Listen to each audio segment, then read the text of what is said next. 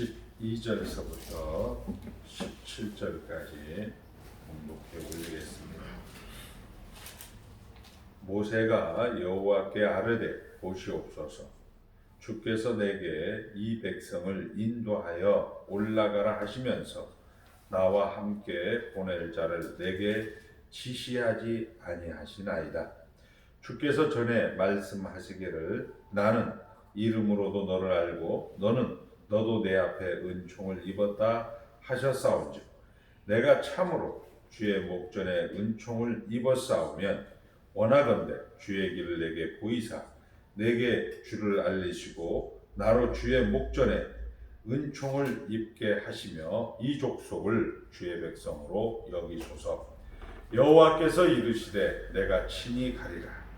내가 너를 쉬게 하리라. 모세가 여호와께 아뢰되 주께서 친히 가지 아니하시려거든 우리를 이곳에서 올려 보내지 마옵소서. 나와 주의 백성이 주의 목전에 은총 입은 줄을 무엇으로 알리까? 주께서 우리와 함께 행하심으로 나와 주의 백성을 천하 만민 중에 구별하심이 아니니까. 여호와께서 모세에게 이르시되 내가 말하는 이 일도 내가 하리니 너는 내 목전에 은총을 입었고 내가 이름으로도 너를 알미니라. 아멘. 우리 옆 사람과 인사합니다. 하나님만 주인이십니다. 하나님만 주인이십니다. 네, 우리가 지금 출애굽기 31장서부터 이제 우상 숭배 사건으로 금송아지 사건을 살펴보고 있습니다. 우리가 금송아지를 사건을 통하여서 그 우상 숭배를 그 금송아지 사건을 있게 한 책임은 하나님께 있다, 지도자에게 있다, 이렇게 이야기를 했습니다. 그래서 하나님께서는 이제 이 모세를 통하여서 황급히 이제 산에서 내려가서 이스라엘 백성들을 이제 정리하라 이렇게 이야기할 때 모세가 기도를 하게 되죠. 하나님, 이 백성을 구별하여 세운 것 하나님 아니십니까? 하나님이 시작하지 않으셨습니까? 하나님이 여기까지 진행해 오지 않으셨습니까? 두 가지 논리로 하나님께서 이 이스라엘 백성을 진멸하려고 할 때 하나님께서는 이제 그 뜻을 돌이켰다. 하나님의 백성들이 하나님의 목적까지 가는데 그 과정과 그 상황과 그 반응에 따라서 하나님은 이렇게 뜻을 돌이킨다라는 것으로 하나님의 속성이 영원성이 가변적이다라는 그런 것과는 상관이 없다라는 것을 확인했습니다.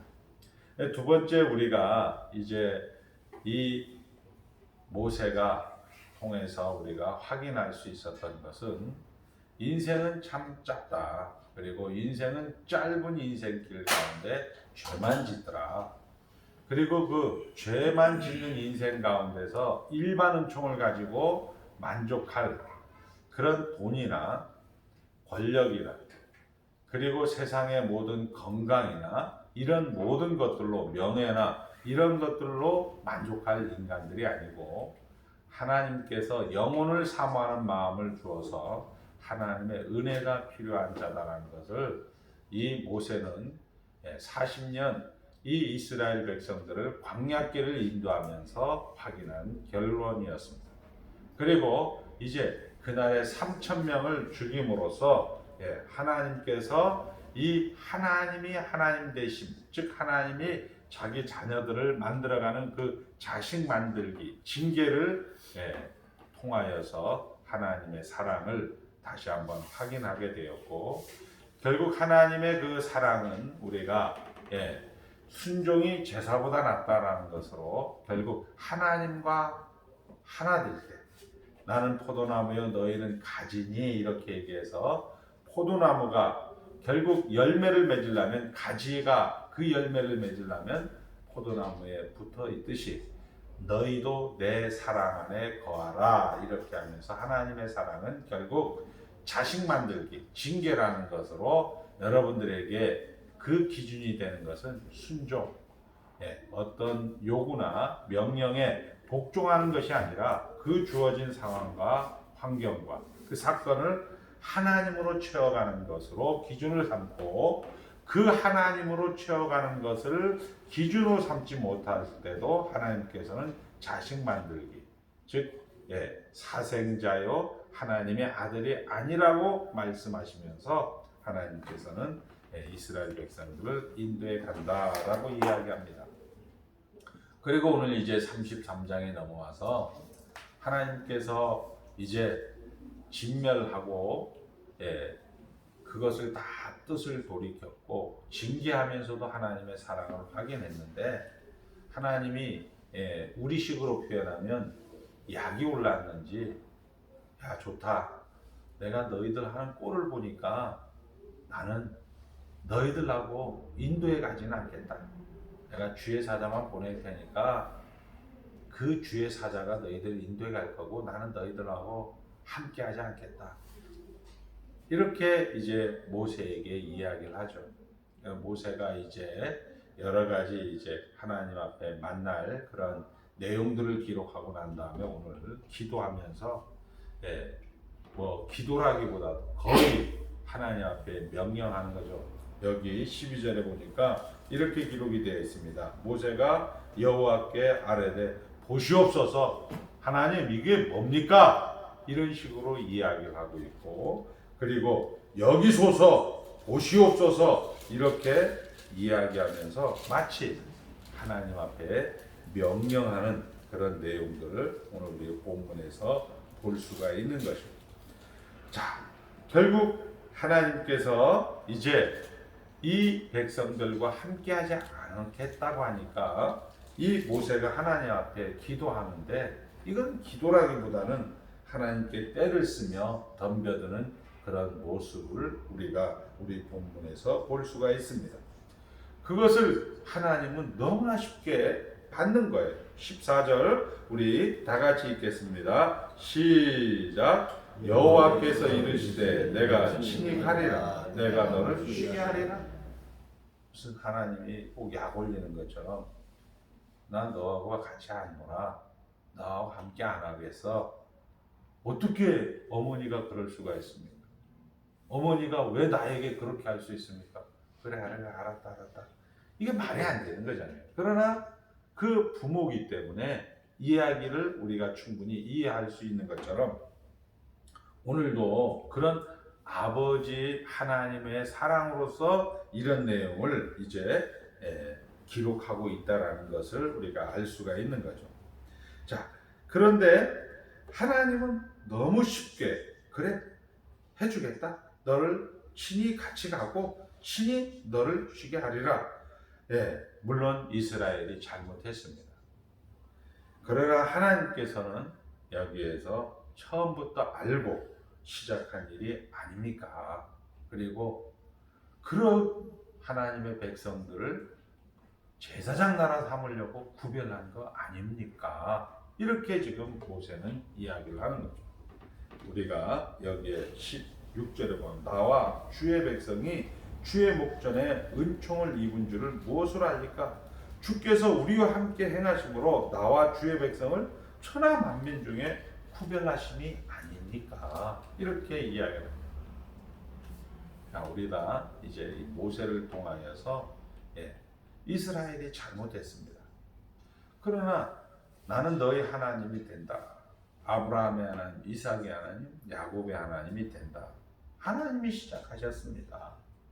하나님이 예수 믿게 하셨습니다. 하나님이 예수 믿는 가정에서 태어나게 했습니다. 하나님이 여기까지 인도해 오시지 않았습니까?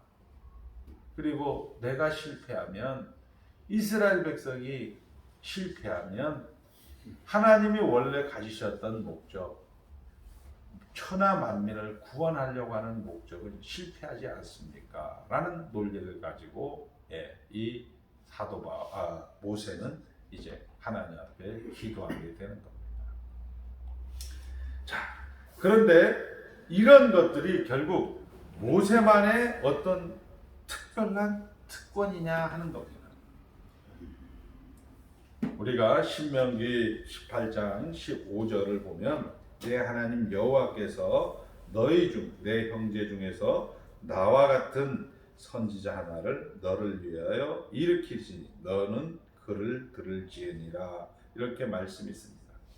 그러니까 이스라엘 백성 가운데 한 지도자를 세워서 너는 그 지도자 말을 들어서 하나님의 목적지까지 간다 이렇게 얘기하는 거죠.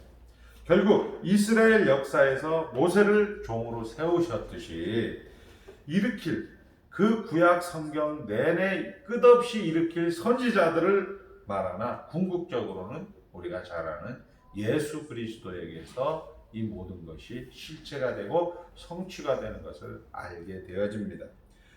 모세가 여기에서 기록되는 그런 모세의 그런 이 우상 숭배의 사건 속에서 하나님과 지지고 볶는 그 대화 속에서 이 사건 속에서 예수 그리스도가 어떤 사역을 하는 분이다. 예수 그리스도가 어떤 성품을 우리에게 교훈하고 싶어 하는 거다 이런 얘기죠. 그러니까 모세의 사건을 통해서 예수 그리스도가 누구신가를 오늘 여러분들이 이 주일 아침에 와서 듣고 있는 것이다 이런 얘기입니다. 세례요한은 우리가 아비의 마음을 자식에게 돌이키게 하고 자식의 마음을 아비에게로 돌이키게 하는 일을 말라기에서 기록을 하는 거죠.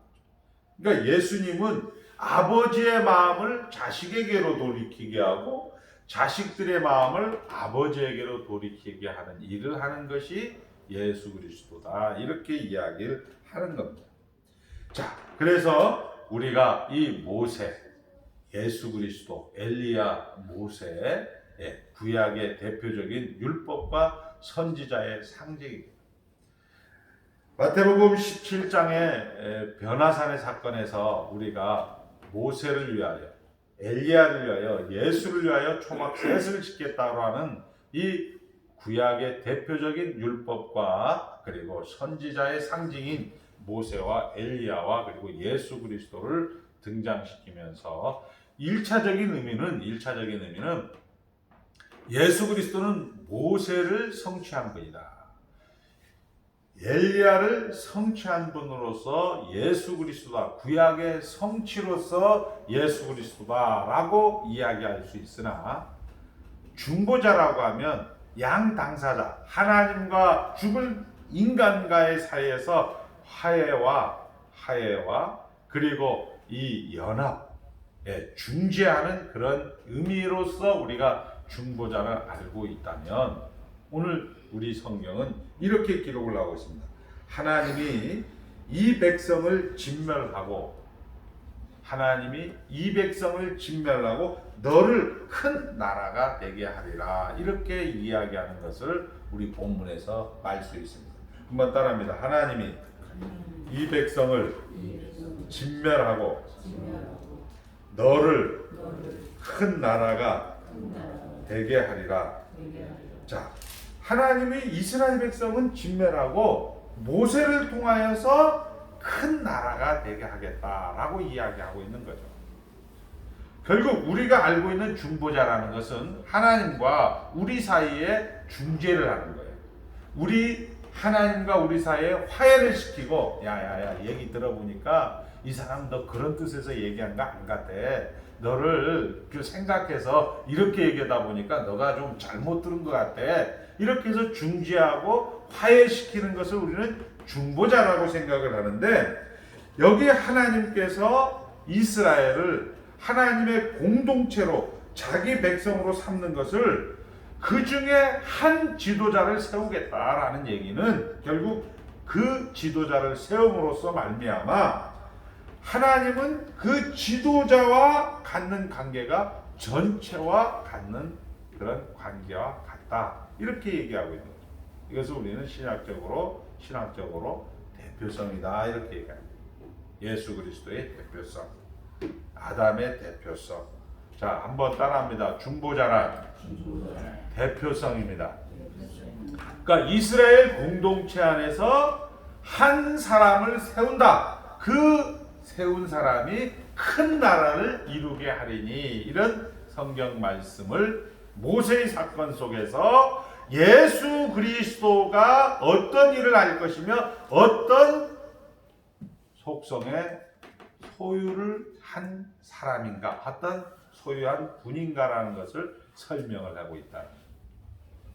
첫 번째는 구약을 성취하는, 두 번째는 양 당사자 간에 화해시키는 것, 세 번째는 예수 그리스도를 그 공동체 가운데에서 세우심으로 예수 그리스도와 관계를 가져서 결국 그 백성 전체와 관계를 갖는 그런 것을 보여주고 있는 것으로 오늘 이 모세의 중보자 사건이 기록되고 있다는 겁니다.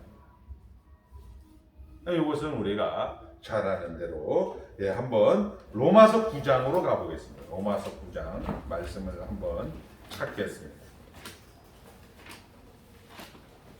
자, 로마서 9장 우리가 잘 아는 것입니다. 이제 예수 그리스도 안에서 다시 살아났다.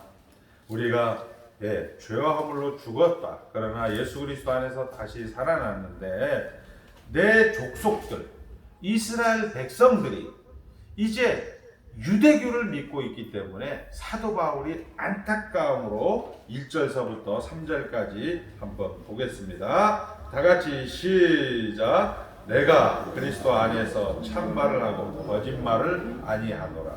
나에게 큰 근심이 있는 것과 마음에 그치지 않는 고통이 있는 것을 내 양심이 성령 안에서 나와 더불어 증언하노니, 나의 형제 곧 본육의 친척을 위하여 내 자신의 저주를 받아 그리스도에게서 끊어질지라도 원하는 바로라. 이렇게 얘기하고 있습니다. 나의 형제 곧 본육의 친척을 위하여, 이스라엘 백성의 실패를 위하여 내 자신이 죽어도 그리스도에게 끊어질지라도, 이렇게 해서 모세를 세워서 하나님, 이스라엘 백성들을 구원시켜 주지 않을 것 같으면 내 이름도 예수 그리스도의 생명책에서 지워주십시오라고 이야기했던 것처럼, 이 사도 바울 역시도 이스라엘이 실패하면 나도 차라리 저주를 받고 예수 그리스도에게 끊어주게 하여 주시옵소서라고 하면서 이야기하고 있는 거죠. 그러니까 중보자라는 것, 한 사람을 세우시면 하나님께서는 그 한 사람을 통하여서 백성 전체를 구원시킨다라는 것으로의 우리 본문을 이야기하고 있는 것입니다. 결국 하나님께서는 이 바울의 고백과 모세와 연결해서 이해를 하면 하나님은 이방을 위하여 이스라엘 중에서 바울을 택하신 것이다, 이런 얘기입니다. 이 하나님이 백성을 위하여 예수 그리스도를 택하신 것이다, 이거죠. 너희들은 실패하고 너희들은 넘어지고 너희들은 보잘것없는 그런 자이지만 예수 그리스도께서 다 이루었도다 하면서 그 다 이루신 것을 가지고 우리를, 하나님의 백성들을 전체를 구원하시겠다라는 것으로 중보자를 여기에서 확대 이렇게 우리에게 보여주고 있는 말씀이다, 이렇게 얘기합니다. 이스라엘은 제사장 국가로 부름을 받아 순종과 제사장 직분을 통하여 복음이 모든 민족에게 넘어가야 되는데 그 책임을 이스라엘 백성들이 실패하게 됩니다. 이스라엘이 실패했지만 내가, 사도 바울이 이스라엘 백성입니다. 이 논리, 이스라엘 중에서 바울을 불러 애굽을, 이스라엘을, 이방을 구원케 했으면 바울을 부른 것은 이스라엘 중에 하나님을 믿는 한 개인을 부르는 것이 아니라 이스라엘을 부르는 것이라, 이렇게 말하고 있는 것입니다.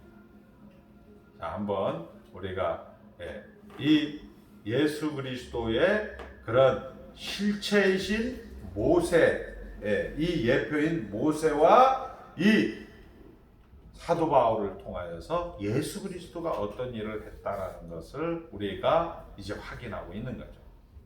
근데 예수님은 이걸 더 나가요. 하나 더 나간다. 지금 예수님을 택했다라는 것은 한번 따라합니다. 예수님을 택했다. 예수님을 우리를 구원했다라는 얘기예요. 그런데 예수님을 택했다는 것 정도가 아니고 예수님과 우리가 한 몸이 되었다, 이렇게 성경은 또 얘기를 하고 있어요. 에베소서 1장 우리 17절서부터 23절까지. 쉽게 얘기해서 예수님은 우리가 100점짜리가 되지 않으면 본인도 100점짜리가 되지 않겠다라고 이야기하는 것으로, 만물 위에 만물을 충만케 하시는 자의 충만이니라, 이렇게 성경은 이야기하고 있다는 거예요. 결국 우리가 그리스도를 머리로 하는 몸으로 부름을 받았으므로 그리스도와 우리는 운명이, 그 목적이 묶여 있는 것입니다.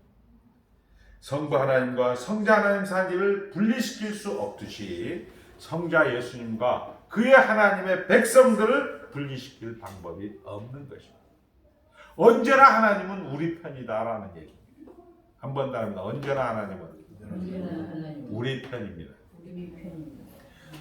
모세를 세워서 이스라엘 백성 중에 한 지도자를 세워서 그 지도자를 너를 큰 나라가 되게 하리니, 이 사건을 가지고 예수 그리스도의 실제 속에서 사도 바울을 로마서 9장서부터 11장까지 이스라엘 백성이 실패했음에도 불구하고 이 사도 바울이 당당하게 크게 그리고 배짱으로 이야기할 수 있는 그런 내용은 뭐냐? 예수님이 원래 그런 거 아니냐. 예수님만 딱 서 있으면 우리 이스라엘 백성이 실패할 수가 없지 않냐. 내가 이스라엘 백성 가운데 이방인의 사도로 부름을 받은 거 아니냐. 그러니까 이스라엘 백성도 실패할 리가 없다, 이렇게 이야기하는 거예요. 그래서 이것을 우리 근본주의자들은 복음의 서진이다 해서 이스라엘 백성들이 지금은 금요일날 이슬람교가 예배드리고 토요일날 안식일교, 즉 유대교가 예배를 드려요. 그래서 예수 믿는 기독교인들은 토요일날 같이 드려요. 그래서 이스라엘 나라는 우리로 말하면 주일이 두 개예요. 금요일, 토요일 이렇게 드리는데, 우리가 이스라엘 나라는 이제 복음이 이 구라파를 돌아서 아시아에서 중동으로 해서 이스라엘에 가면 예수님이 다시 재림하신다, 이렇게 이야기를 하고 있죠. 그러나 우리가 이 영적 이스라엘이라는 것은 헬라인이나 유대인이나 자유자나 노예나 남녀노소 구별이 없는 거예요. 하나님께서 이제 이렇게 우리는 해석할 수 있는, 어린 생명이 하나 태어난다. 그런 죄와 허물로 죽은 자로 태어나는 거죠. 그러나 하나님께서 생명이고 하나님께서 구원자이신데 이 어린 생명이 하나 태어난다는 것으로 결국 하나님 나라는 유지되고 보존이 된다는 것으로 우리는 해석을 해야 된다는 거예요. 안타까운 것은 대한민국은 세계에서 제일 어린 생명이 태어나지 않는 나라가 되었습니다. 0.88명.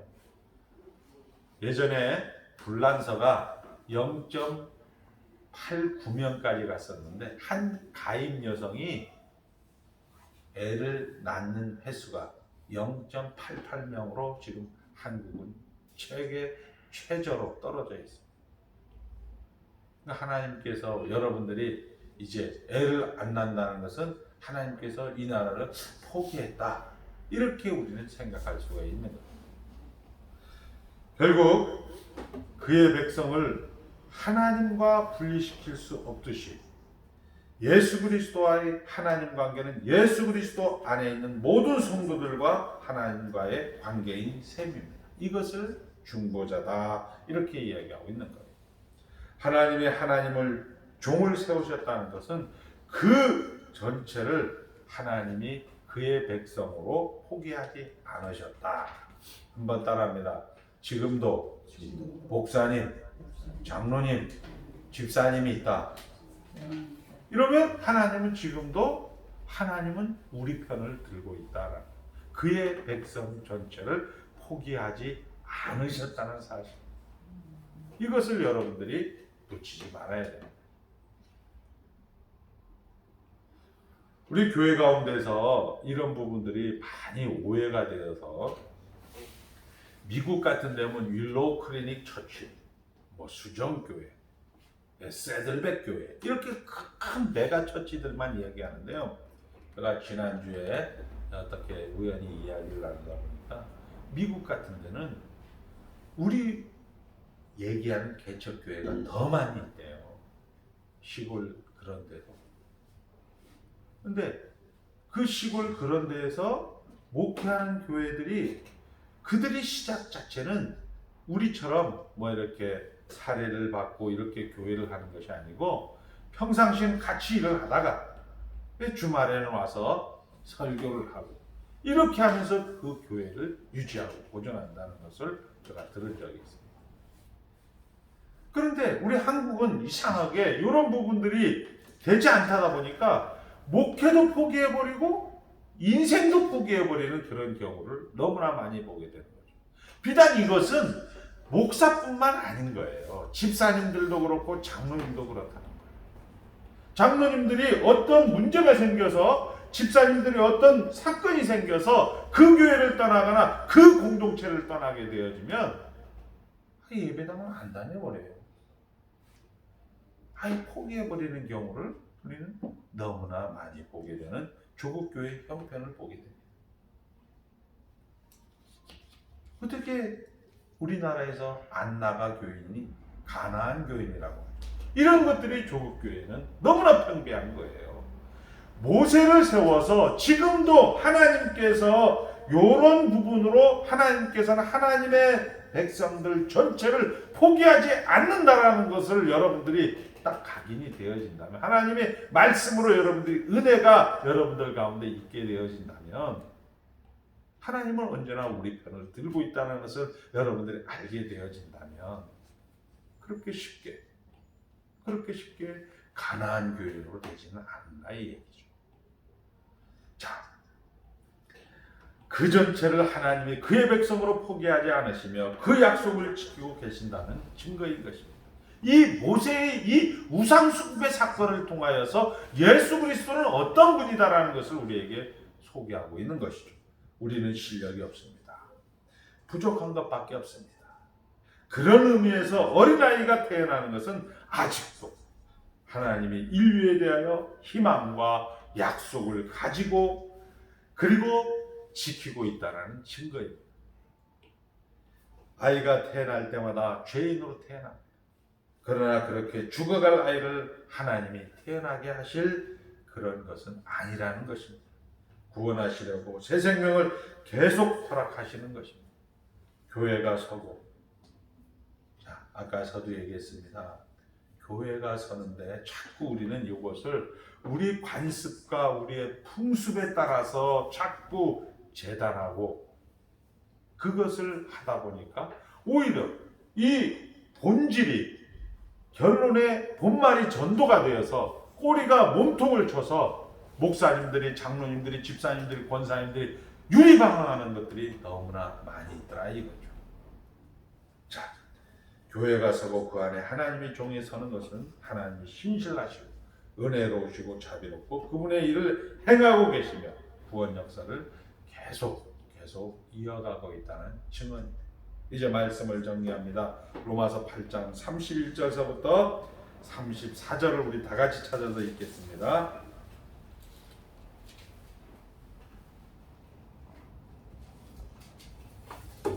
시작. 그런즉 이 일에 대하여 우리가 무슨 말을 하리요? 만일 하나님이 우리를 위하시면 누가 우리를 대적하리요? 자기 아들을 아끼지 아니하시고 우리 모든 사람 위하여 내어주신 이가 어찌 그 아들과 함께 모든 것을 우리에게 은사로 주지 아니하시겠느냐? 누가 능히 하나님의 택하신 자들을 송사하리요? 어렵다 하신 이는 하나님이시니 누가 정죄하리요? 죽으실 뿐 아니라 다시 살아나신 이는 그리스도 예수이시니 그는 하나님 편에 계신 자요 우리를 위하여 간구하시는 자시니라. 하나님 보좌 우편에 계시면서 지금도 우리를 위하여 간구하시며 우리 편을 들고 계십니다. 그것이 중보자 예수 그리스도이십니다. 그것이 예수 그리스도의 계속되는 사역입니다. 지금도 보좌 우편에서 성경을 통하여 말씀하고 있는 것이죠. 나는 너를 포기하지 않는다. 한 종을 세워서, 한 집사를 세워서, 한 장로를 세워서 하나님은 지금도 그 중보자의 사역을 감당하고 있다. 이렇게 말씀하고 있는 것입니다. 예수 그리스도로 인하여 하나님과의 관계가 예수 그리스도로 대표되는 지위와 약속과 그 특권으로 성부 하나님과의 관계가 확실하며 충분합니다. 그것이 모세가 본문에서 보여준 이 사건의 태도이며 근거들입니다. 하나님은 하나님 되심을 부인하거나 중단하실 수 없는 의롭고 거룩하고 진실하신 하나님. 그것이 이스라엘 백성의 구원의 근거였고 하나님이 신실하심이 하나님이 시작하셨음이 결국 이스라엘 백성의 구원의 근거였고 그들을 구원하시고 시작하신 일을 중단할 수 없는 이유입니다. 승리의 자리로 우리는 갈 수밖에 없는 운명을 여러분들이 가지고 살아가는 자들, 이미 이긴 자들이다 이거죠.